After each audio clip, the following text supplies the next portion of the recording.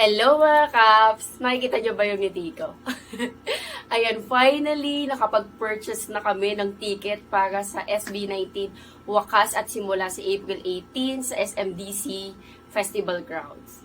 Grabe, napakahirap makapag-avail ngayon ng ticket dahil nga sa sunod-sunod na pre-selling. Yesterday yung Metrobank, today yung Live Nation.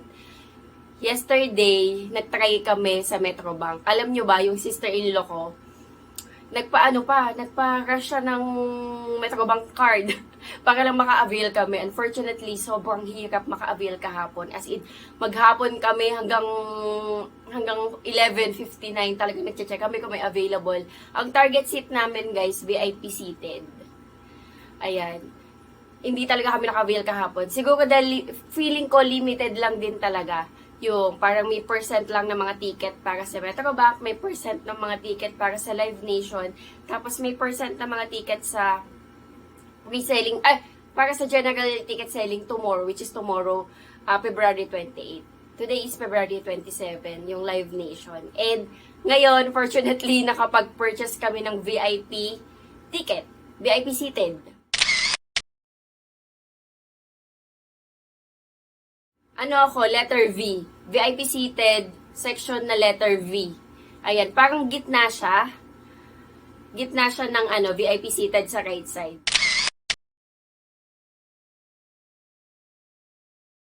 Ayan yung section na nakuha ko.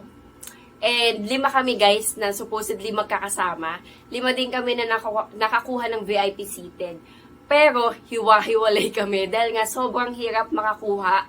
Talagang swertihan kasi pag open mo ng site, kahit na available, pipili ka, pagkakita mo, taken lahat ng seats. So talagang refresh. Iyon ang tip ko guys tomorrow para sa general ticket selling tomorrow. Kung wala kayong makikita, talagang refresh lang kayo na refresh hanggang nasa site kayo.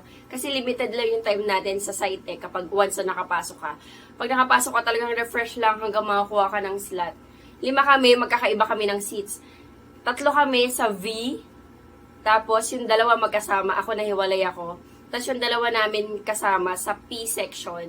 Mas malapit nga yung kanila pero at least, pare-pares namin nakuha yung target seats namin.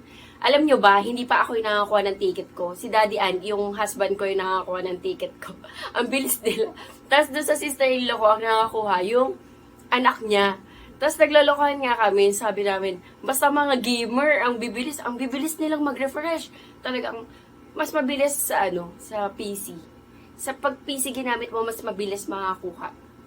So, sila yung nakakuha ng mga ticket namin. Ayan, at least sumakses na kasi kahapon talaga nalungkot ako.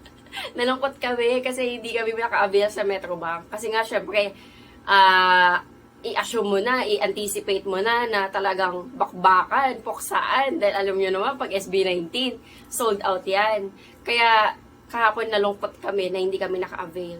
Na sana today maka-avail and ayan, thank you Lord. Kasi, ayan, naka-avail kami ng VIP ticket.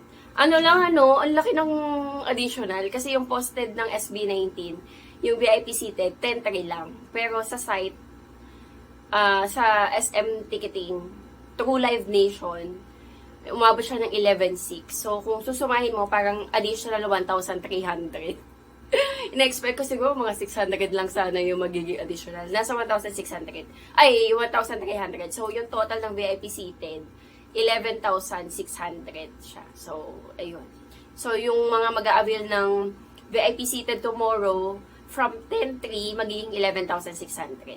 FYI. Para aware na din kayo. Ayan, nakaka-happy and nakaka-excite. Though, parang hindi ko alam kung ano i-expect ko dahil nga open grounds tayo ngayon, di ba? Sanay tayo sa Araneta, sa Philippine Arena, na covered, the aircon.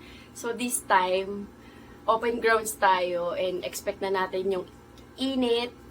So, hopefully, kayanin natin yung init. Dala na lang ng water. And alam ko, meron naman silang kit na ibibigay. Pero yun nga, dala na lang tayo ng mga water, wet wipes, para payong kontra sa init. And magbibigay yata sila ng ng raincoat just in case umulan. So, yun yung win-worry ko, yun talaga yung init kasi mahina ako sa init, guys. Mabilis ako mahilo. Kagandahan nga lang sa VIP seated, reserved seating. So, kahit hindi ka maghapon magstay doon, sa ano ka muna, shaded, pag malapit na yung concert, pwede ka nang pumunta, 'di ba? Kasi reserved seating naman. Yun yung kagandahan kapag reserved seating. So, yun lang. And, ayan, gusto ko lang i-share yung pagiging happy ko kasi nakapag-purchase na ng ticket. Good luck tomorrow sa mga mag-a-avail para sa general ticket selling. Kaya nyo yan. Kaya nyo yan, guys. Ano lang, ang tip ko lang talaga is magtiyaga kayong mag-refresh. Yun lang, refresh lang ng refresh. Kasi, ang hirap makakuha ngayon. Unlike before, yung sa kick-off, di ba, parang isahan tayo ng, ticket selling. Isahan. Ito kasi parang 3 araw na hati So, ang hirap din. Parang konti lang yung slots per day.